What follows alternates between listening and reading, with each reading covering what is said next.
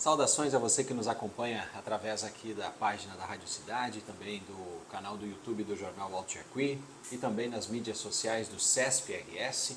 Nós estamos aqui no Palácio Piratini, na verdade ao lado do Palácio Piratini, em Porto Alegre, no centro de Porto Alegre, em um prédio que tem aí o acolhimento dos deputados federais. E aqui é o escritório de trabalho do deputado Ronaldo Nogueira, de Carazinho, do Partido Republicanos, que gentilmente nos recebe aqui na tarde de hoje. Deputado, o senhor tem uma ligação muito forte com a região do Alto Jacuí, de Carazinho, tem aí também a sua base eleitoral na igreja, é um homem que já trabalhou como ministro do Trabalho e teve aí uma função muito importante em Brasília, no governo Michel Temer, onde foi o grande homem à frente da reforma trabalhista. Então, eu gostaria que o senhor falasse um pouquinho de como está sendo esse início de ano de 2025, o que o senhor vê de potenciais na região do Alto Jacuí e também trouxesse um pouquinho do seu trabalho. Eu sei que o senhor é uma pessoa extremamente atenta e reflete muito sobre as questões estruturais do estado do Rio Grande do Sul. E no meio da entrevista a gente vai falar rapidamente aí sobre a questão da dívida do estado, que o deputado Ronaldo contesta, inclusive levantou essa pauta aí em Brasília, dizendo que o estado já pagou a sua dívida para com a União. Então é muitos assuntos que a gente vai debater hoje aqui, de forma rápida, para economizar o seu tempo também. Queremos agradecer. Se apresente para quem não conhece o Ronaldo Nogueira. Tá. Obrigado, é um privilégio participar da programação. E vamos fazer um resgate primeiro. Fui vereador em Carazinho 4 mandatos, estou no 3º mandato de deputado federal e em 2016 e 2017 eu realizei a modernização trabalhista. Na época, muitas mentiras circularam nas redes sociais de que a modernização trabalhista iria tirar direitos do trabalhador, o que não se confirmou na realidade. Felizmente, as redes sociais é um campo muito fértil, dada a liberdade que se tem de publicizar, muitas vezes, narrativas que são mentirosas, e foi o que aconteceu com a modernização trabalhista. Primeiro, nós precisamos fazer um resgate, e é importante isso, que quando eu assumi o Ministério do Trabalho em 2016, o Brasil vinha 2 anos seguidos de PIB negativo, o desemprego em alta, era mais de 17 milhões de pessoas desesperadas, buscando uma oportunidade de emprego e não tinha, 40 milhões de pessoas da informalidade, e de cada 100 ações trabalhistas que existiam no mundo, 85 eram no Brasil. Então, isso gerava uma insegurança jurídica e o empreendedor tinha medo de contratar. E quem pagava a conta era o trabalhador porque não tinha oportunidade de emprego. Iniciamos um processo de diálogo, conversando com as centrais sindicais, confederações de trabalhadores e empreendedores, para que nós pudéssemos elaborar um texto que fosse de consenso, e esse texto fundamentado em 3 eixos: proteção de direitos, segurança jurídica para a geração de emprego. Nós ainda alteramos a forma de remuneração das contas do FGTS, com distribuição dos lucros na conta do trabalhador todo mês de agosto. É distribuído na conta dos trabalhadores cotistas os lucros identificados do ano anterior, de 2017 até agora, mais de 87 bilhões de reais foram distribuídos na conta dos trabalhadores cotistas do FGTS, uma medida nossa quando ministro do Trabalho, e liberamos o saque das contas inativas do FGTS e do PIS/PASEP, que beneficiou mais de 22 milhões de pessoas, e criamos a carteira do trabalho digital. É importante nós ressaltar que depois que a modernização trabalhista entrou em vigor, os dados do CAGED nunca mais apresentou saldo negativo. Foram mais de 10 milhões de novos empregos criados, se você somar o acumulado de 2017 até agora, novos empregos criados. Na época estava em torno de 14% de desemprego, hoje está em torno de 6%. Então você veja da importância da modernização trabalhista para a geração de empregos para o Brasil. E o importante, com os direitos assegurados, o trabalhador não perdeu o direito. Então foi fundamental, porque nós sabíamos o que estava fazendo. Esse é um fator importante. O segundo fator, como eu sou aí de Carazinho, da região, eu sempre tive uma identificação muito próxima com a região e todos os municípios do Alto Jacuí, sempre no exercício do meu mandato, eu sempre viabilizei recursos através da indicação de emendas. Em Ibirubá, em torno de R$1 milhão, recursos que foram viabilizados para o hospital, recursos que foram utilizados para aquisição de patrulha agrícola, recursos que foram aplicados para aquisição de caminhão para atender a Secretaria de Obras, atender também os serviços do interior, recursos aplicados em custeio da área da saúde. Então nós sempre tivemos uma atenção especial para o município de Ibirubá. O Alto Jacuí é uma região essencialmente agrícola, onde os produtores rurais, pequenos, médios e grandes produtores, dependem de políticas públicas voltadas para o setor, para que o produtor rural tenha a estrutura necessária. E isso quer dizer estrada boa, financiamento, disponibilização dos produtos, mercado para poder haver a venda desses produtos e, na consequência, circula o dinheiro. Se o campo vai bem, a cidade vai bem. Então nós precisamos sim dar uma atenção especial para o setor rural do nosso Alto Jacuí. Deputado, o senhor que tem esse contato direto com Brasília, hoje o Republicanos deve assumir aí a presidência da Câmara dos Deputados? Já existe um acordo firmado entre os principais partidos, os líderes dos principais partidos, e o deputado Hugo Mota será o presidente da Câmara dos Deputados para o próximo biênio. O republicano se consolida entre os 6 maiores partidos do Brasil. Agora, nas eleições passadas, foram mais de 438 prefeitos, mais de 437 vice-prefeitos a nível nacional e em torno de 4.600 vereadores. Então você vê que o partido cresceu muito, tem 44 deputados federais, 3 senadores. A presença do republicano está em todas as assembleias legislativas do Brasil, dos estados, da federação, por conta da grandeza do partido. Um partido conservador, que tem compromisso com valores, tem compromisso com princípios e principalmente tem compromisso com o Brasil.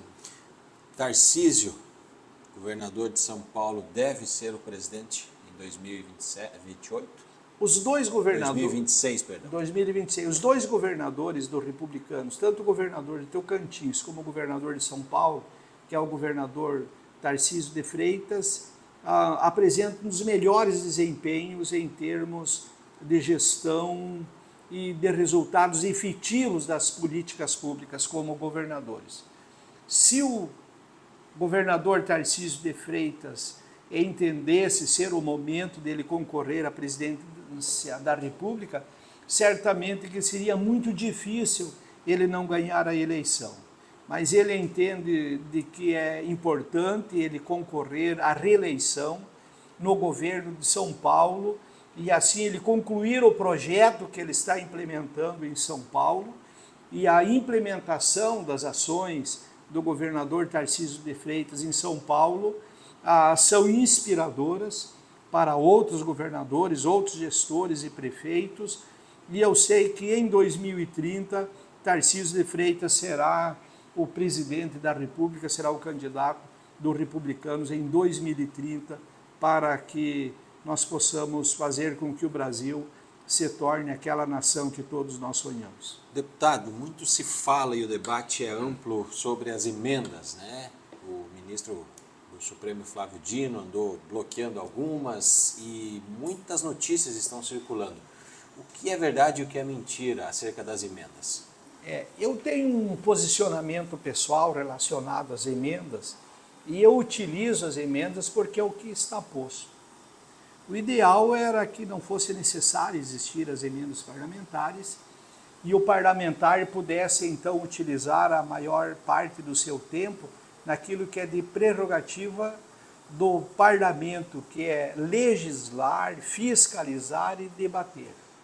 Se você pegar o percentual das emendas com relação às despesas discricionárias do orçamento da União, lá em 2014 ficava ali na faixa de 5%, era em torno de 6 bilhões de reais. Se você pega de 2014, agora, nós devemos fechar o ano aí de 2024 com o comprometimento aí em torno de 22, 23% das despesas discricionárias da União. Então, aquilo que era na faixa de 6 bilhões em 2014, hoje 50 passa aí de um montante aí extremamente aí, considerável, aí, que compromete um valor mais de 24 bilhões de reais, né? Então, houve um crescimento extremamente elevado. Hoje nós temos as emendas impositivas, que são as emendas individuais de cada parlamentar, mas tem as emendas de comissão, tem as emendas de bancada, tem as emendas de relator, e aí é que está o grande problema, porque não há um critério técnico no que diz respeito à distribuição dessas emendas. O critério é meramente político, ele é meramente político. Então nós precisamos colocar um freio nisso, uma regulamentação e trabalhar dentro da realidade no que diz respeito ao orçamento da União. É lógico que tanto o Poder Legislativo como o Poder Executivo e o Poder Judiciário precisa sentar numa mesa de concertação, cada um fazer a sua parte no que diz respeito à redução das suas despesas discricionárias. Não é possível que um servidor público receba aí, independente da categoria que ele exerça, acima do teto constitucional, que é o subsídio do ministro do Supremo Tribunal Federal, que é de R$44 mil por mês. Então, o privilégio adquirido não é direito adquirido. Não dá para você subentender que seja normal um servidor público, independente da função que ele exerça, ele receba aí na média de 170, 220 mil, até 305 mil reais por mês. Isso é um desaforo para a sociedade brasileira, um país que tem 20 milhões de pessoas vivendo nas favelas, um país que tem mais de 14 mil obras inacabadas, obras que iniciaram há mais de 20 anos atrás. Dados do Tribunal de Contas da União, agora no final de 2023, das 21 mil obras que estavam em andamento no Brasil, nós tínhamos aí mais de 9 mil obras paralisadas por falta de recurso.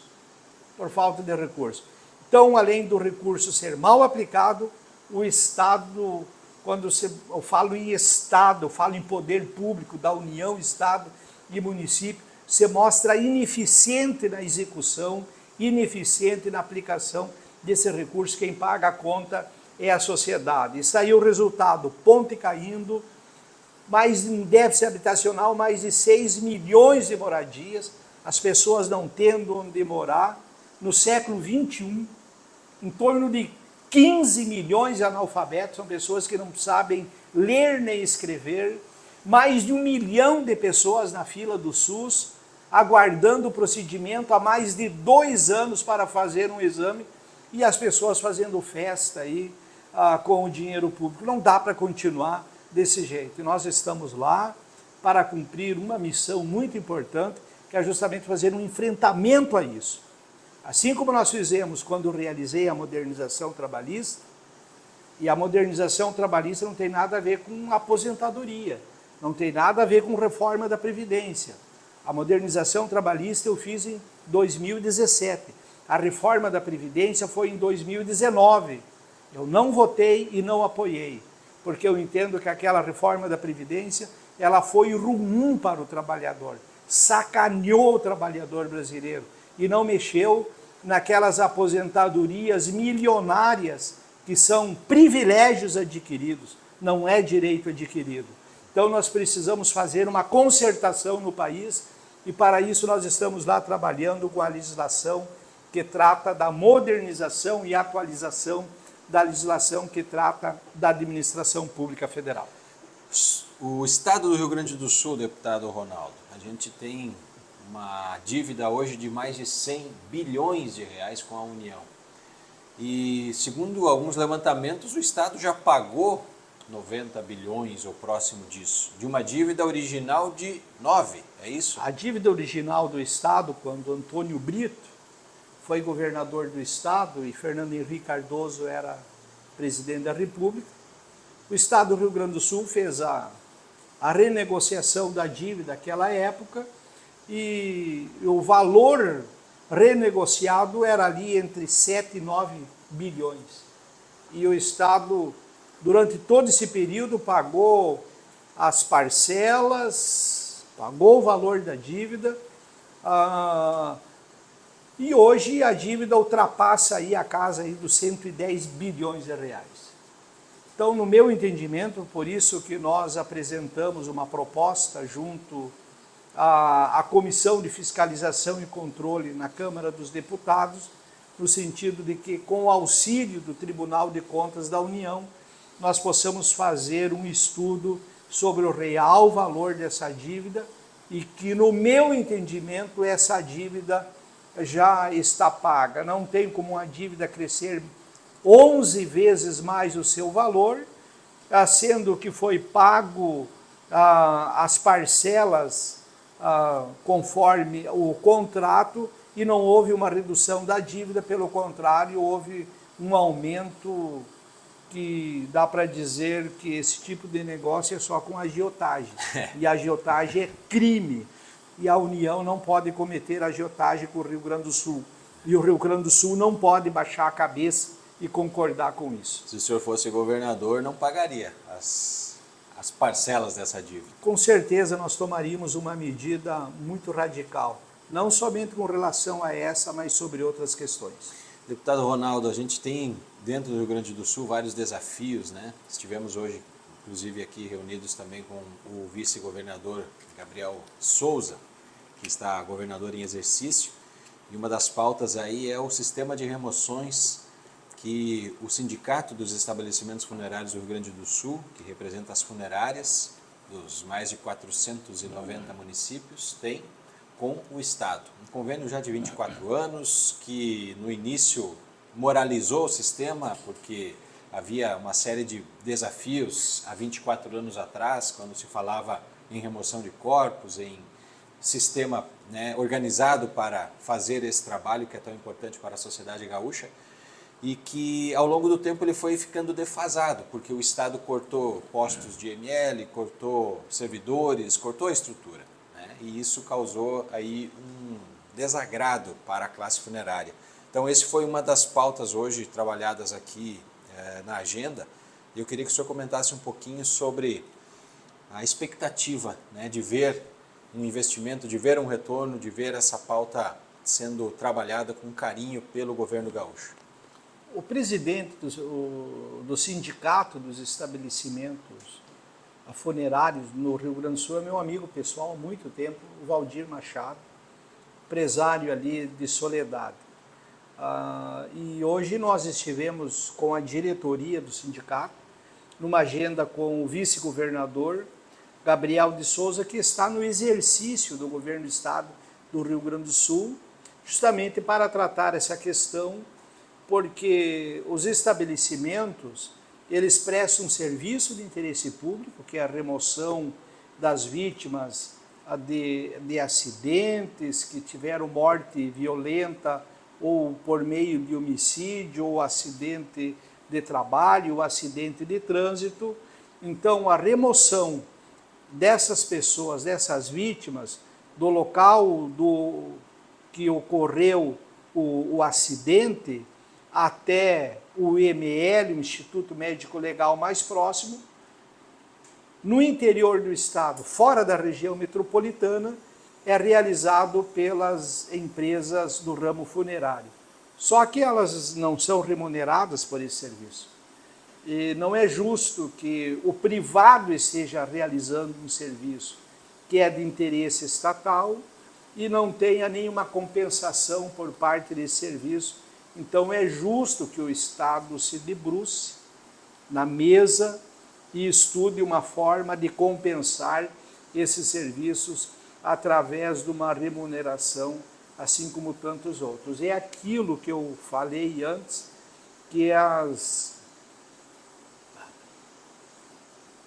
situações que acontecem dentro do setor público, enquanto uns são privilegiados, uma carga horária privilegiada e recebendo lá muitas vezes uma remuneração na faixa de 170, 305 mil por mês, enquanto que o privado está recebendo, realizando um serviço que é de interesse do Estado e não recebe nenhuma ajuda para pagar o pedágio.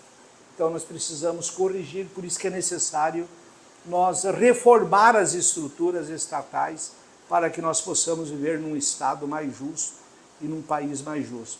Acreditamos que o vice-governador Gabriel de Souza fará os devidos encaminhamentos e na maior brevidade de tempo possível aí nós possamos ver corrigida aí essa injustiça. Você soma aí são 24 anos da existência desse convênio e o Estado deixou de pagar por esses serviços uma média de 7 milhões por mês, então o setor teve um prejuízo aí de mais de 140 milhões de reais, que de certa forma o Estado tirou proveito disso e o empresário ele paga imposto, ele precisa manter o seu patrimônio, paga o salário dos seus servidores e o Estado já é beneficiado com o recolhimento dos impostos. Então nós precisamos arrumar essas coisas.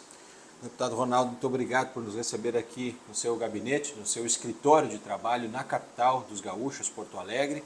O senhor que está trabalhando em pleno janeiro, né, e também estendeu certamente dezembro adentro aí as suas atividades. E ficamos à disposição enquanto Rádio Cidade e Jornal Alto Jacuí para quando o senhor precisar aí se comunicar com a região. Tá, obrigado, sempre é um privilégio conversar com os ouvintes. Obrigado. Estivemos aqui em Porto Alegre, então, as imagens aqui do Matheus, que nos auxiliou gentilmente aqui junto ao escritório em Porto Alegre. Para a Rádio Cidade e Jornal Alto Jacuí, o repórter Andrei Grave.